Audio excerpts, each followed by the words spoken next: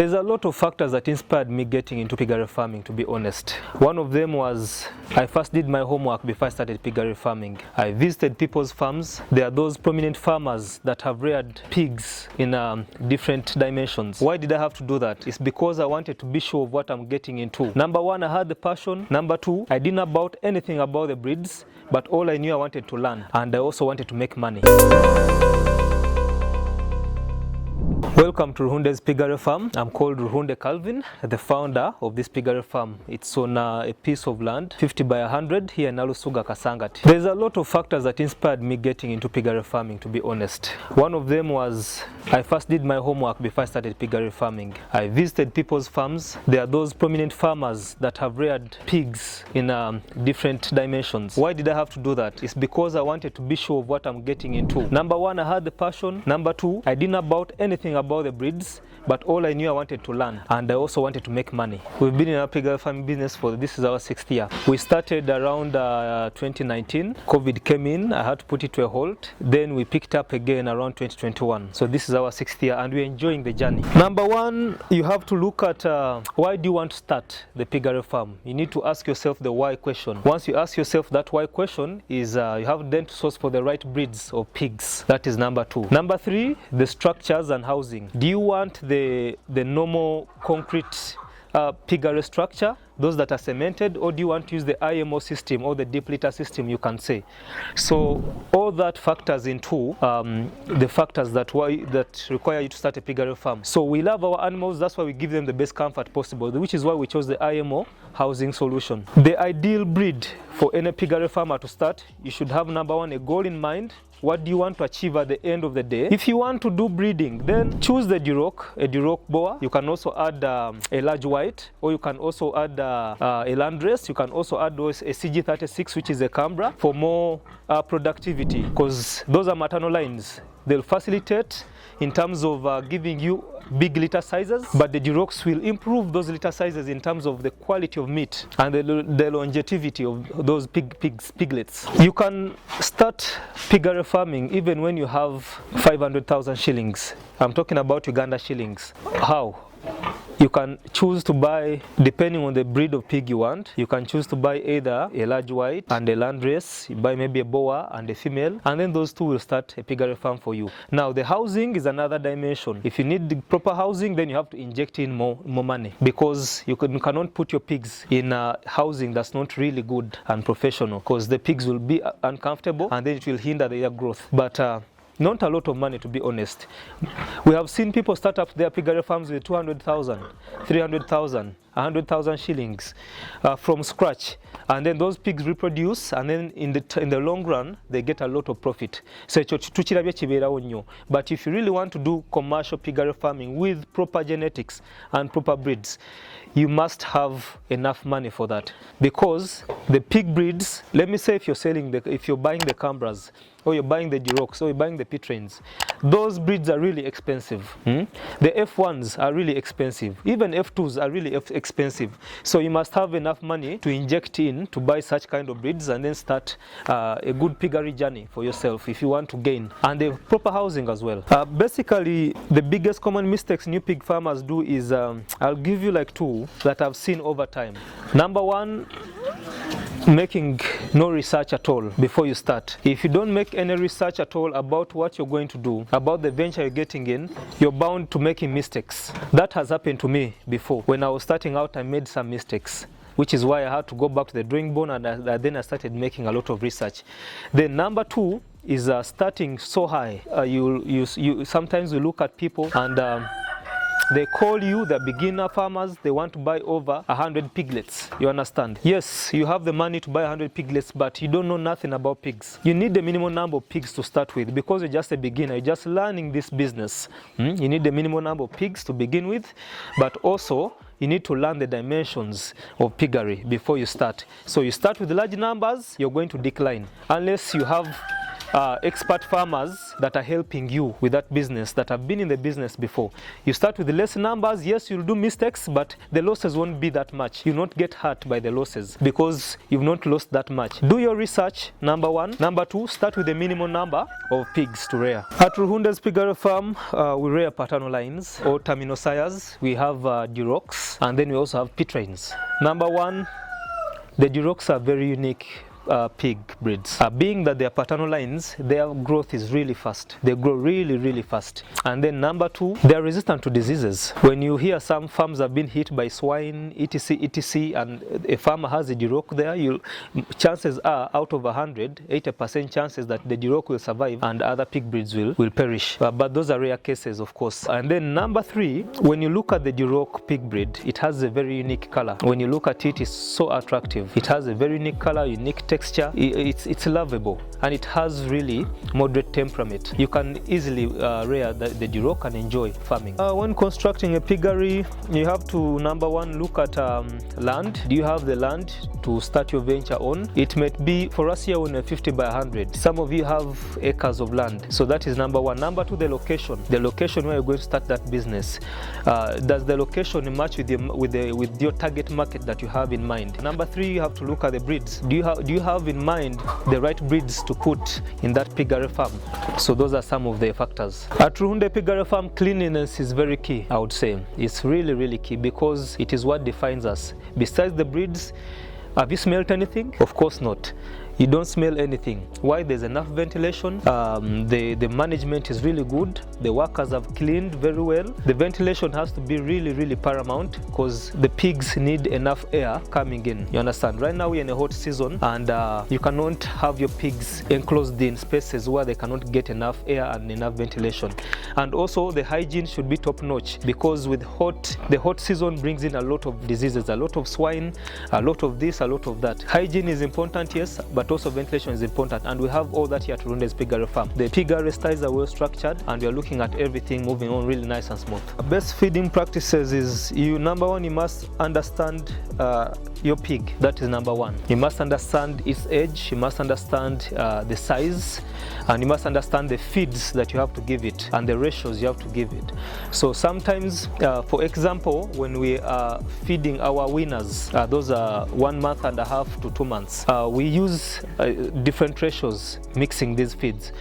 We mix, of course, broken maize bran, and concentrates, but we use different ratios. For example, I might mix the broken maize starter 55 kilograms. I'm giving a ratio of 100 kilograms, 55 kilograms, and then I'll add maize bran of 15 kilograms, and then I'll add the concentrate, that is KPC 30% cow dyes, that is 30 kilograms. So if you add all those, they'll give you 100 kilograms in total. So that is for the piglets. That is up to like 3 months they'll be eating that, and which is why sometimes people keep asking, what secret do you use for your piglets to grow that fast and they attain the desirable amount of weight? That is the secret. We give them enough feeds that have been mixed really very well, but also we also start creep feeding at an early stage. At day 10 after birth, the piglets are already starting eating the pellets or the creep, so that we train them early for what is to come in the future. As I said, cleanliness, vaccinations. Number two, we deworm our pigs almost every month for the piglets, and then for the mature pigs every after 3 months we can deworm them, and then we also give them the vitamins injections. And if we sense any pig has lost appetite,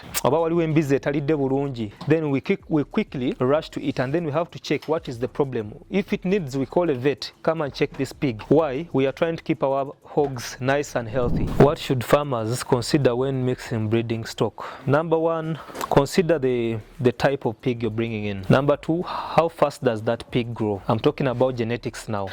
Number three, is it resistant to diseases? There are so many factors to consider, but those are the main three. Ones. But also the main factor is how many piglets does that pig produce? If it's a maternal line, if it's a large white, if it's a Cambra, how many piglets are you going to get from it? That is very key, because the piglets will determine your profits on the farm. To reduce the mortality, we give them a lot of care. This is how we do it. Before birth, that is like 1 week or 2 weeks to birth, we shall inject the pregnant sow or gilt with iron shots to help it with smooth delivery, but also to help it have enough blood and give birth strong piglets. And also we give the feeding. We give them enough food during their pregnancy time and after they have given birth. Those are the sows. Why? We are looking at, because this is a breastfeeding mother. I'm assuming right now they have farrowed, maybe like 15, 12 piglets. These are breastfeeding mothers, so they need to eat enough and make enough milk for the piglets. That is also part of the care. Giving the pigs or the mothers enough food is part of that care. Then the other care for the piglets is after they are birthed on 3 days, we do teeth clipping, tail docking, and then we do the iron injections. Then after that, we shall monitor them up to day 10, then we start the crib feeding. The crib feeding, we introduce that so that they train, they learn how to eat, so that by the time we start weaning them off after the lactating period, the piglets have good weight and they are not diureting that much, you understand, because their intestines are already used to digesting food or feed. So by the time we give them the weaners feed, they are already good to go. There's minimal diarrhea and they cannot backslide in terms of weight. They will not tezija koga nnyo ntizidukanye nnyo baki kubanga zayiga mangu okulya emmere. So that is very important. The mothers are really catered for really well, and then the piglets are also really catered really well. Then that will also help us reduce the mortality rate of especially piglets at birth. And also at birth, when these piglets are being born, the workers are there. The workers, they don't sleep. Why? It's because there's a mother who is in labor. Waliwo mama ali mu labor ward. So the workers don't sleep. They are on that pig. They are trying to help it as because there has to be timeline. When it pushes out the first piglet, it shouldn't take more than 15 to 30 minutes pushing out the second one, or else they'll have now to get, help it with labor. So the workers will stay there they'll stay there, and then they'll watch the process until all pigs are out, and then they'll make sure that all pigs have breastfed, because that milk is important. The very first milk is important after birth. There's a number of value addition opportunities that exist in pig farming. There's a number of ways how we can add value to our products, and part of that, I'll only give you one for now, is creating sausages through your pork, using your pork. Some others create minced meat or pork meat, whichever you call it. By doing that, they've added a lot of value to their product. Rather than selling the pork meat that anyone is used to doing, add value by maybe making sausages, making minced meat, cutting out different meats or pork in different ways, T-bones. There's a way people do it. There's a way they can structure that, and then they sell to different restaurants, and you find that on a restaurant menu there's a T-bone for manya pork, there's this and that. So you can add value in different ways, to be honest, and that is all making money and improving what the product you have. The best advice I have for young people who want to join piggery farming is that do your research. Understand the breed you want to put to rear, understand your target market, understand what you want to venture in, and don't be afraid to start. If you can't understand anything, then try to ask about the business you're going into. There are people who have been there. There are people who have done it for so many years. Reach out to them, ask questions, and they will be able to help you. Someone will hold your hand, and you'll understand that the business that you wanted to do has always been so easy, and it can always be done by anyone and anybody. And also have your money, have your capital to start. That is all. So I would say right now the biggest challenge is the price of feeds. If you do not use all the brains you have on how you can mitigate high costs of feeds, you're going to fail. Right now, the price of maize is about 1,200, and that is a lot. That means the ton goes for 1.2 million. Oh, that's on a high end. So you can always have extra land if you can plant your maize and then overcome such a challenge. That is one. Number two is poor management. That is another problem. So many farmers are experiencing a lot of poor management on their farms, and it's hindering their productivity, it's hindering their profits. So straighten your management systems, have the right workers on the farm who are willing to work, and then you'll hit your targets. And then maybe the other thing is African swine fever, the diseases, different diseases. They don't come every day, but you can also overcome that by having the best hygiene and sanitation on your farm and proper feeding. Simple as that. But those are some of the challenges we get in piggery farming.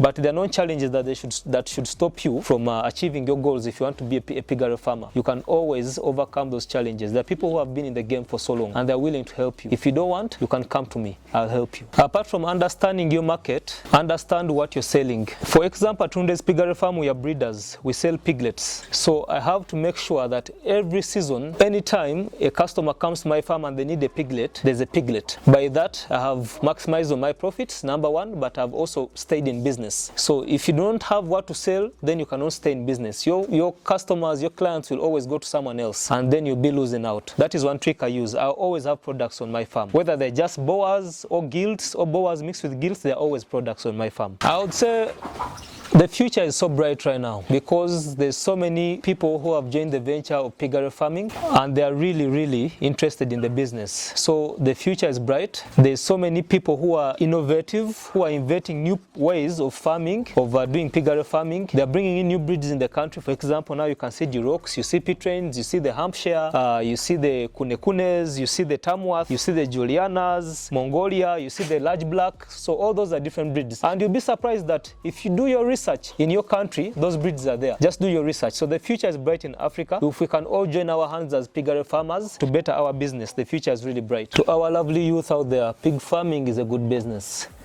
It's rewarding if you do it right. And do not fear to get into pig farming. Maybe you've heard that pigs are dirty animals, pigs are this, all those are lies. It's propaganda. You've looked at my farm, you've seen it. My farm is very clean. If you have proper management, you have proper systems, you have proper care. You can see now this is a pregnant sow. It's almost, it has like 2 weeks to farrowing. The way I'm giving it the care, I'm giving it a lot of care so that I'm walking the journey with it, so that by the time it starts farrowing, the piglets also come out when they are happy, happy and healthy. So pig farming is a good business and it's a profitable venture. So if you're youth out there, this is one business you can always do. Besides our socials, my number is 0788 648760, or you can use 0704 66 30 40. That is Ruhunde's Piggery Farm. Then our social media accounts, we have Ruhunde's Piggery Farm on YouTube, we have Ruhunde's Piggery Farm on TikTok, and also we have Ruhunde's Piggery Farm on Instagram. Follow us so that you can learn more. Even if you can't